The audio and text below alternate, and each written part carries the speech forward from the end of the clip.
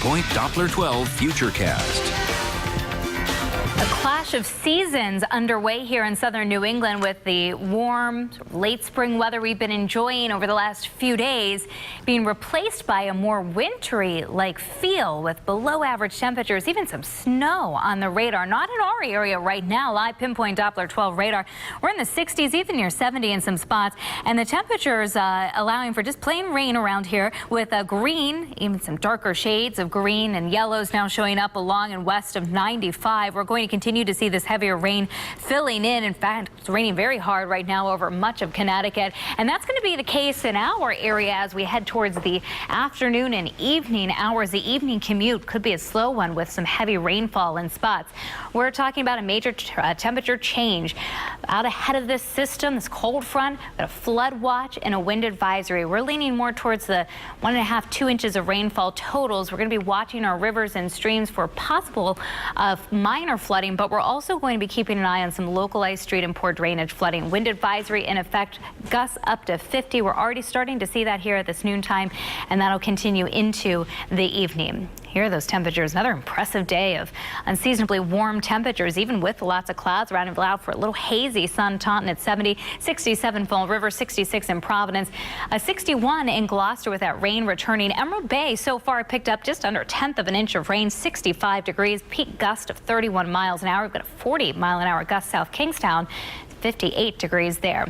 You can really clearly see where that cold air has arrived over the eastern Great Lakes now. Pittsburgh was in the 60s this morning. It's 36 now at this noontime. We're 66 here, but again, that colder air will be moving in behind a cold front. The front is making its way across Pennsylvania and New York, and notice all that heavy rain that's lifting up out ahead of the front.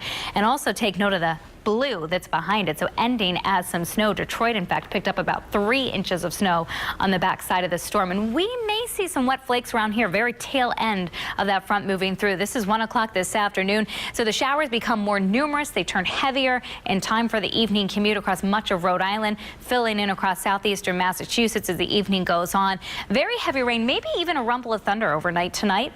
It'll end again tomorrow morning, maybe a few wet flakes around here, and as those temperatures tumble, we're going to have to watch because some of our especially northern and western suburbs could see a few icy spots. It clears out very quickly pre-dawn tomorrow, so by 6 a.m. we're already getting back to sunshine across Rhode Island, and that trend continues through your Wednesday afternoon.